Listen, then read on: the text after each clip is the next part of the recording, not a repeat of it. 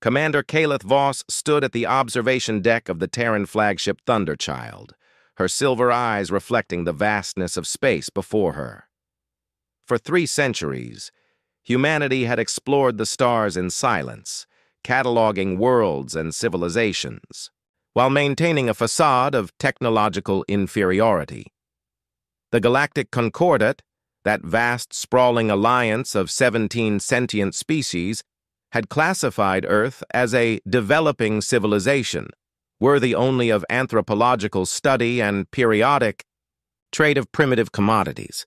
"They're approaching the colony, Commander," Lieutenant Orion Blackwood announced, his dark features tense in the blue glow of the tactical display. "The Vexari fleet has disabled Proxima Station's communications array. They believe no one is watching." Voss nodded grimly. This was the 3rd human settlement raided in as many months. The Vexari Imperium, the Concordat's self-appointed enforcers, had been systematically pillaging Earth's unprotected outer colonies, harvesting resources, and occasionally people. After all, who would defend a species deemed too primitive to have developed proper faster-than-light travel? What the galaxy didn't know was that humanity had mastered quantum propulsion a century ago. What they couldn't possibly suspect was that Earth maintained a shadow fleet of warships that made the Concordat's finest vessels look like children's toys. For generations, Earth's leadership had chosen peaceful observation, gathering intelligence, while the galaxy's powers squabbled over territories and resources. But now, the Vexari had crossed a line.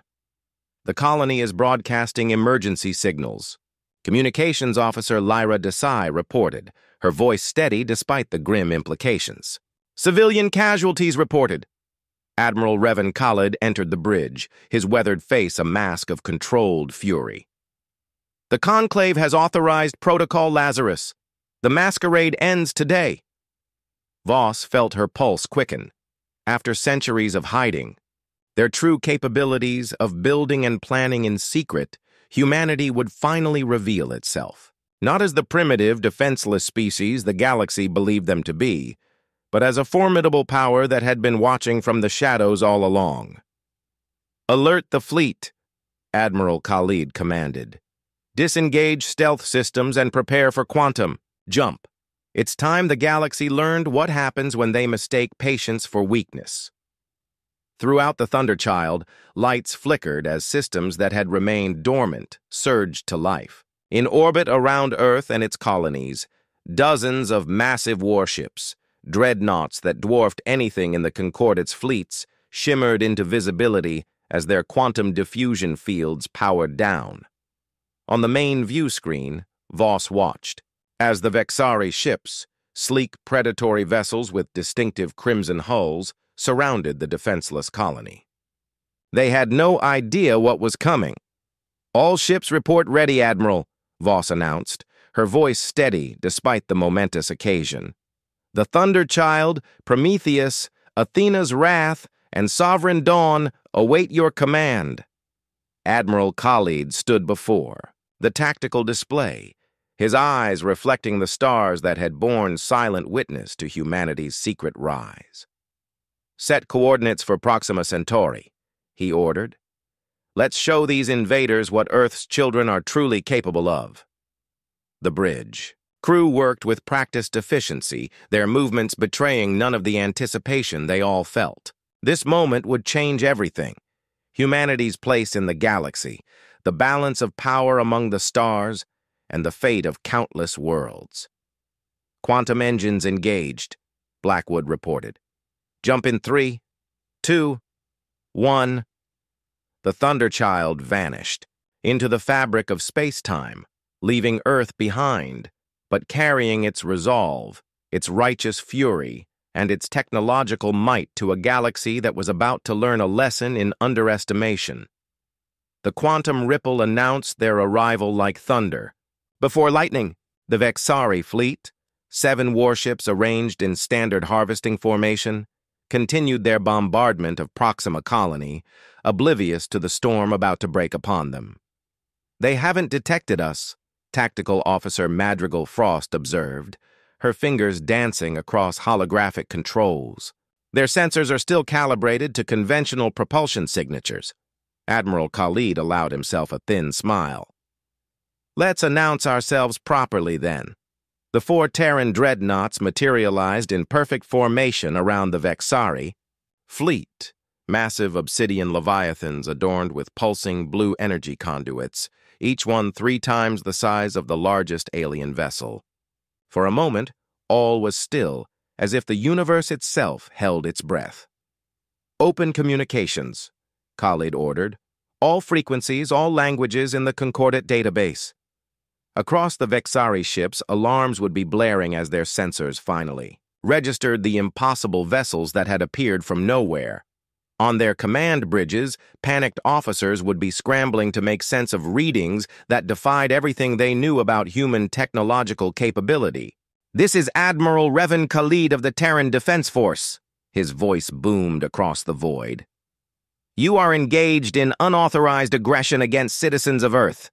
Power down your weapons and prepare to be boarded."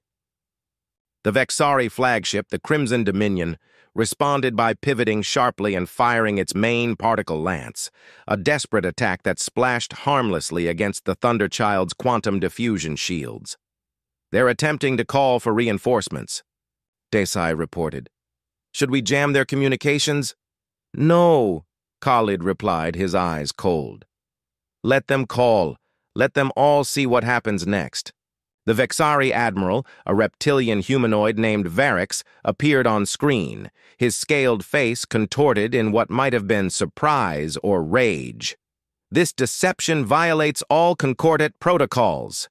Humans are a Class 3 civilization without quantum capabilities." "You've been misinformed," Khalid responded calmly. "Stand down your vessels or face the consequences of your actions against our people." Instead, the Vexari ships formed an attack pattern, energy weapons charging as they prepared to engage the unexpected threat. "They're not going to surrender," Voss observed. "No," Khalid agreed. "They've built their empire on intimidation. They cannot afford to show weakness now." He nodded to Tactical. "Disable their engines and weapons. Minimal casualties if possible." The Terran Dreadnoughts moved with impossible grace for vessels of their size. Precision beams of concentrated, exotic particles, technology centuries beyond anything the Concordate possessed, lanced out from the Earth ships, surgically disabling the Vexari vessels one system at a time. "Incoming transmission," Desai announced. "It's from the Concordate. High Council. They must have been monitoring the Vexari communications." A holographic projection materialized on the bridge. A panel of diverse alien beings, their expressions ranging from shock to outrage to calculating interest.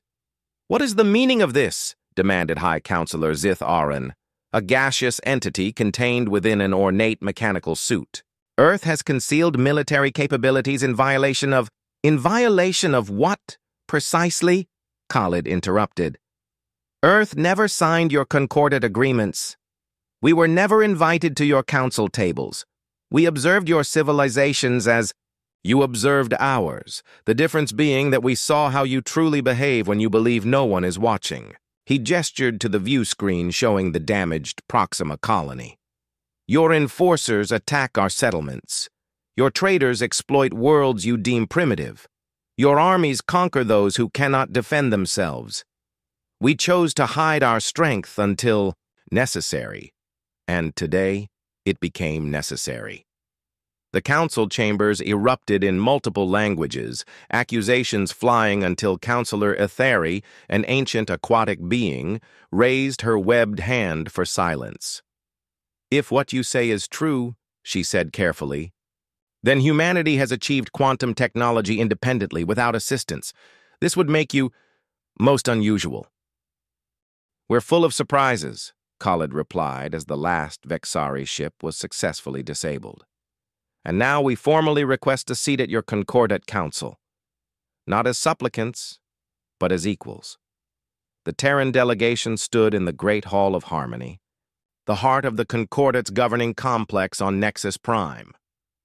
The vast chamber, with its crystalline dome revealing the kaleidoscope of stars above, had never hosted humans before. At least not officially.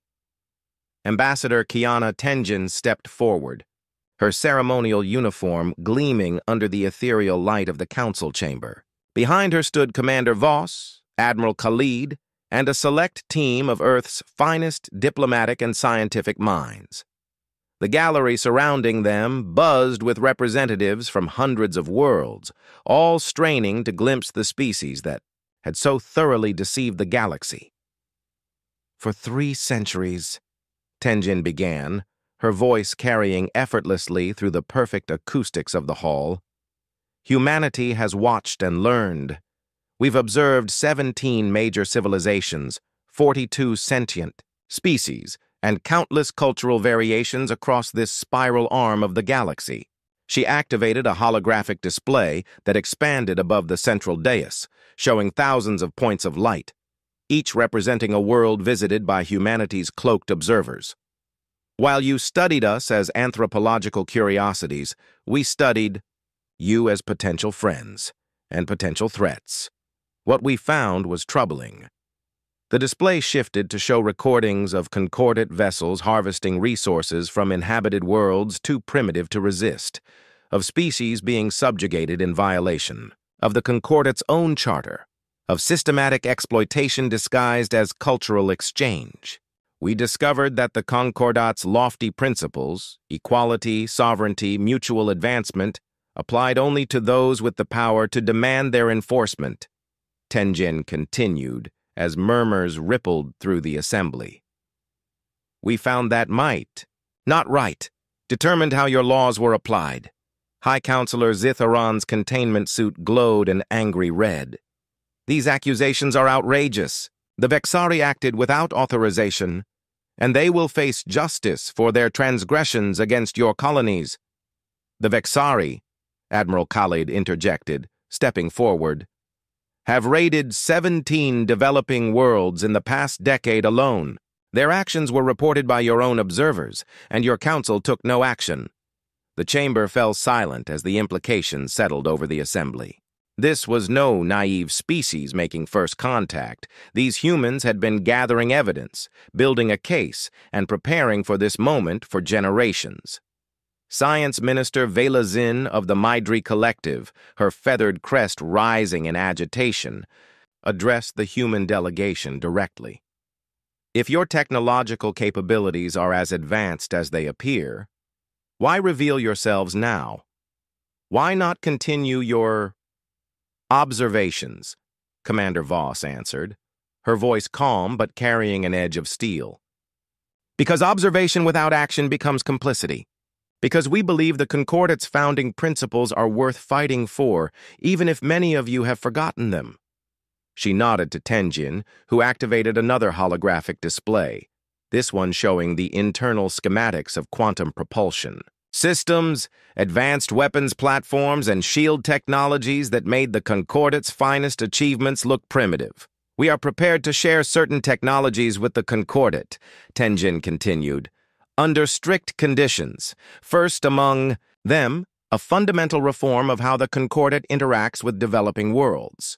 The gallery erupted into chaos, shouts of disbelief, accusations of blackmail, and stunned silence from those who grasped the full implications of what humanity was offering. Elder Kronos of the Timekeepers, the oldest member of the High Council, raised his gnarled hand for silence. When he spoke, his ancient voice commanded attention. In 9,000 years of Concordate history, he said slowly, no species has ever achieved quantum capability independently. It has always been transmitted from one civilization to another. His multifaceted eyes studied the humans with newfound respect. If you truly developed these technologies on your own, then humanity possesses a creativity and a potential that we would be fools to dismiss. He turned to his fellow counselors. I move that we accept the human delegation's credentials and begin formal discussions regarding Earth's admission to the Concordate, as a full member with all rights and responsibilities therein. As the council chambers erupted once more in Heated debate, Ambassador Tenjin exchanged a meaningful glance with Admiral Khalid. The first phase of humanity's emergence was complete. Now came the hard part, reshaping a galactic civilization that had grown complacent in its power. 3 weeks after humanity's dramatic entrance onto the galactic stage, the diplomatic mission aboard the Terran embassy ship Olive Branch found itself surrounded by vessels from 6 different concordate powers.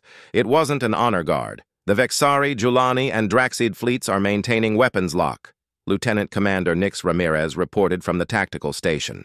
The others are holding position but show combat readiness. Ambassador Tenjin sighed, setting down the ceremonial cup of Midri tea she'd been enjoying with Elder Kronos. It seems some of our new colleagues are less than thrilled with yesterday's council vote. The vote in question had approved human membership in the Concordat by the narrowest of margins, and with it, the sweeping reforms humanity had demanded regarding the treatment of developing civilizations.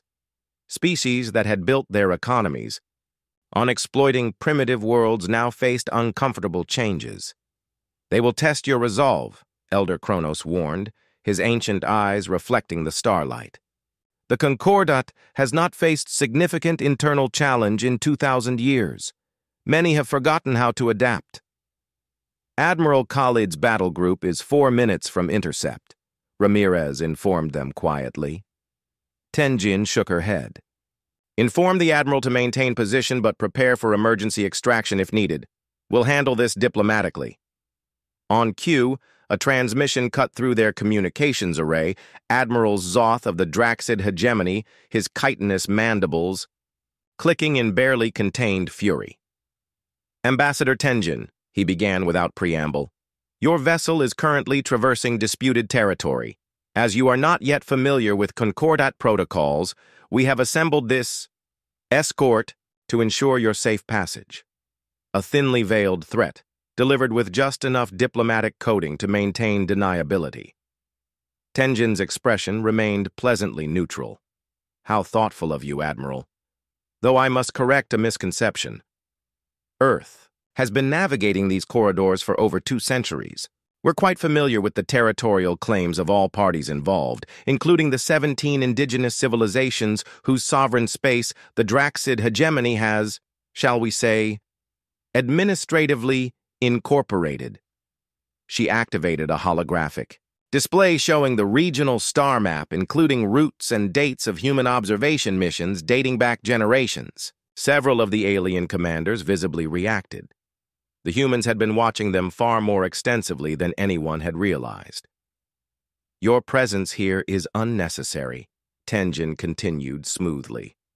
But since you've gone to such trouble, perhaps you'd care to join me and Elder Kronos for refreshments. We were just discussing the implementation timeline for the new non-interference protocols. The Draxid Admiral's compound eyes narrowed. You presume much, human? Your Dreadnoughts may have surprised the Vexari, but do not think the entire Concordat will bow to your demands. Some technologies can be equalized quite quickly, Tenjin smiled. Is that a threat, Admiral? A reality, he responded. The Draxid hegemony has existed for 12,000 years. We have survived the rise and fall of empires. Your species was painting cave walls when we first reached the stars. And yet, Elder Kronos interjected softly, in a fraction of that time, they achieved what your people could not, independent development of quantum mechanics. Fascinating, isn't it? Before the Draxid could respond, a ripple of energy washed through the gathered fleet. Ship systems momentarily flickered, weapons targeting systems reset, and communications experienced a 3-second delay. What was that? Demanded the Julani captain, her translucent skin flushing with alarm patterns. That, Tenjin explained, calmly, was a demonstration of human quantum field manipulation. Harmless, of course, just a gentle reminder that technology isn't everything. Understanding how and when to use it matters more. She stood, smoothing her diplomatic uniform. The Concordat has stood for cooperation and advancement of all sentient life. Those are principles humanity wholeheartedly embraces. We have no desire For conflict, Admiral Zoth. But neither will we be intimidated. The Draxid commander's mandibles clicked rapidly in what might have been frustration or calculation before he finally responded. The hegemony acknowledges your position, Ambassador. We will withdraw our vessels. As the alien fleet dispersed, Elder Kronos fixed Tenjin with a penetrating gaze. You knew they would test you this way? We've been studying concordant politics. For generations, she replied, resuming her seat. The Draxid always probe for weakness before deciding whether to negotiate or dominate. And the quantum pulse? A capabilities demonstration that reveals nothing they could replicate. She smiled, lifting her teacup once more. Humanity has learned to play the long game, Elder. We've had good teachers, even if they didn't know they were teaching. The underground facility beneath Olympus Mons on Mars housed humanity's most closely guarded secret, not their advanced technology, but the reason behind it. Here, beneath kilometers of rock and shielded by quantum barriers that rendered it undetectable to even the most advanced concordant sensors, lay the truth that Admiral Khalid and a select few members of Earth's leadership had decided must remain hidden, at least for now. Director Petra Novak led the small delegation through security checkpoints that grew progressively more stringent until they reached the central chamber.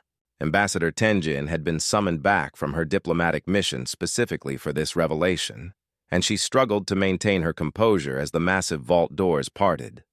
Welcome to Prometheus Archive, Novak announced, gesturing to the cavernous space beyond. Inside, suspended in a quantum stasis field, floated the charred remains of an alien vessel, unmistakably of concordant design, yet bearing technological signatures that surpassed anything Earth had encountered in its observations. 327 years ago, Novak explained as they walked into the chamber, this ship crashed in the Gobi Desert. Its pilot was mortally wounded, but survived long enough to transfer a vast database to our most advanced computers of the time. Tenjin approached the vessel with reverence. This is why we advanced so quickly. We had help. Not exactly, Admiral, Khalid corrected. The pilot, a timekeeper named Vaxis, wasn't from the concordant we know. According to the recovered logs, he came from approximately 4,000 years in our future. The air in the chamber seemed to grow heavier as Novak activated a holographic display showing the pilot's final message. A gravely injured alien being, recognizably of Elder Kronos' species but younger, addressed the primitive recording devices of 3 centuries past. People of Earth, the translation overlay rendered his words. I come to warn you. In my time, the galaxy burns. The Concordat has become an empire of cruel efficiency, harvesting developing worlds for resources and genetic material. Humanity fought, valiantly, desperately, but too late after the Concordat had already grown too powerful.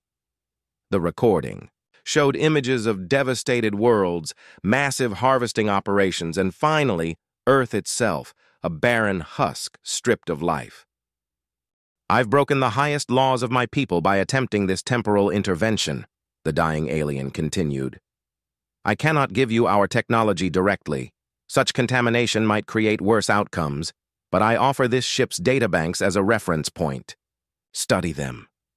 Learn from them. Develop your own path. And when you reach the stars, do what my people failed to do. Create a just concordat before it's too late. The recording ended, leaving the chamber in silence. Everything we've built, Novak said quietly. Our quantum drives, our dreadnoughts, our stealth systems, all of it developed with the guidance of these reference materials. Not copied, but inspired. We charted our own course, but with a map of what was possible. Tenjin stared at the ancient wreckage, her mind racing with implications. Does Elder Kronos know? No, Khalid answered firmly, and he cannot. Not yet. The timekeepers have the strictest laws against temporal intervention. If they learned one of their own, provided this warning, they might try to undo it. Tenjin finished. But why show me now? Director Novak's expression turned grave. Because we've decrypted more of the database, Ambassador. This future catastrophe begins with a specific event, the discovery of a derelict precursor vessel in the Cygnus Void. According to our calculations, that discovery is scheduled to happen within the next 5 years. She approached a sealed container and opened it to reveal a small data crystal. Your diplomatic position gives you access to concordant exploration records. We need to identify this precursor vessel before anyone else does. Tenjin took the crystal, feeling its weight, not just physically, but historically. Everything humanity had done, their silent rise, their technological development, their careful strategy for engaging the Concordat, had been guided by this warning from a future they were trying to prevent. The future isn't fixed, Novak said, as if reading her thoughts. Vaxis's intervention proves that, but we need to be ready. Ready for what? Tenjin asked.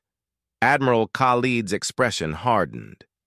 Ready to ensure that when humanity takes its place among the stars, we reshape the galaxy's destiny, not the other way around. The Cygnus Void stretched before the Thunderchild like an artist's blank canvas, a rare region of space with few stars, little cosmic dust, and virtually no natural radiation. Perfect for hiding something that didn't want to be found. Preliminary scans complete, Commander Voss reported. No conventional signatures detected. Admiral Khalid nodded, his weathered face illuminated by the holographic display showing their search grid. For 6 months, they had been methodically exploring the coordinates extracted from Vaxis's database, looking for a vessel that, according to one possible future, would trigger the beginning of the end. Ambassador Tenjin joined them on the bridge, having returned from another contentious Concordat Council session. In the months since humanity's dramatic entrance onto the galactic stage, a delicate balance had formed, respect for Earth's technological prowess, tempered by suspicion of their motives. The Draxid representative questioned our interest in this region again today, she informed them quietly. They're growing suspicious of our survey missions. Let them suspect, Khalid replied. As long as we find the precursor vessel before contact, Lieutenant Frost's voice cut through the conversation. Quantum anomaly detected at coordinates 227 Mark 43. On the main view screen, space itself seemed to shimmer, like heat rising. From desert sands. Slowly, a shape began to resolve. Not through conventional detection methods, but as a void in the quantum field itself. Incredible, Chief Science Officer Darrow breathed, her hands manipulating the sensor controls. It's not reflecting our scans. It's absorbing them completely. The vessel that gradually materialized before them defied conventional design logic. Neither angular nor curved, its geometry seemed to shift subtly as they observed it, as if their minds couldn't quite process its true form. It dwarfed the Thunderchild, extending for what must have been several kilometers, yet somehow feeling incomplete. Match confirmed, Voss announced grimly. Configuration is consistent with the reference data from Vaxis's warning. Khalid turned to Tenjin. The future isn't fixed. What happens next is up to us. Before she could respond, proximity alarms blared across the bridge. Multiple quantum signatures detected, Frost reported urgently. 6. No, 8 vessels dropping out of quantum space. The view screen shifted to show a formation of ships materializing nearby, the distinctive crystalline structures of timekeeper vessels, led by an enormous command ship unlike any they had previously encountered. We're being hailed, communications, Officer Desai announced. Khalid and Tenjin exchanged a tense glance before the Admiral nodded. On screen, the image of Elder Kronos appeared, but not the frail diplomatic figure they knew from the Concordat chambers. This Kronos stood tall, his ancient eyes blazing with inner light, his ceremonial armor marking him as something far more significant than a mere counselor. Admiral Khalid, Ambassador Tenjin, He greeted them, his voice resonating with newfound depth. "I am Kronos Prime, guardian of temporal integrity for the Timekeepers. You have found what you were seeking." Tenjin stepped forward. "You knew." "I suspected," Kronos corrected. "When humans appeared with quantum technology, they could not possibly have developed independently, yet showed none of the typical signs of technological theft or transmission. There were few explanations." Khalid's expression hardened. "And now?" "Now we stand at a nexus point," Kronos said simply. "A moment where multiple futures converge and diverge. You came here guided by Vaxus's warning, a warning that, yes, I have known about since the moment he transmitted it to your world 3 centuries ago." The bridge fell silent as the implications settled over them. "You didn't try to stop him," Tenjin realized. "You could have prevented his temporal intervention, but you chose not to." Kronos's ancient face showed the faintest hint of a smile. The future Vaxus fled from was one the Timekeepers had foreseen as well, a future we found unacceptable. Direct intervention is forbidden to us, but sometimes the universe finds a way. He gestured toward the mysterious vessel. "This ship contains technologies beyond even the Concordate's understanding. In some potential futures, its discovery leads to warfare, and eventually the dystopia Vaxus showed you. In others, it becomes the foundation for something better," Khalid finished. "Precisely." Kronos nodded. "Humanity was never meant to cower in silence, Admiral. Your species was meant to challenge us, to force the Concordate, to confront its hypocrisies and return to its founding principles." The ancient Timekeeper's image leaned forward. "Vaxus broke our laws, yes.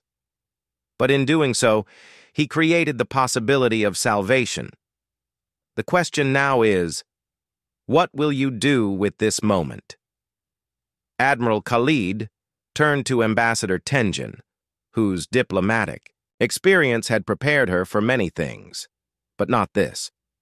She studied the mysterious vessel on the view screen, understanding now that it represented not just technology, but choice. "We establish a joint research initiative," she said finally. "Not just Earth, not just the Timekeepers, but representatives from every concordate species, established powers and developing civilizations alike. No one gets exclusive access. We learn from it together, or not at all." Kronos Prime's expression revealed nothing for a long moment before he inclined his head. "Wisdom, Ambassador. Not power, not advantage, but wisdom. Perhaps Vaxus was right about humanity after all." On the bridge of the Thunderchild, Admiral Khalid allowed himself a small smile. The galaxy had believed Earth defenseless until their Dreadnoughts shattered that illusion. But true strength, he now understood, lay not in the weapons they had built, but in the choices they would make. As the human and Timekeeper vessels established a protective perimeter around the precursor ship, Khalid gazed out at the stars, each one a world, a possibility, a future waiting to be written. "Send word to Earth," he ordered quietly. "Tell them we've found what we've been looking for, and tell them the silence is over. It's time for humanity's true voice to be heard."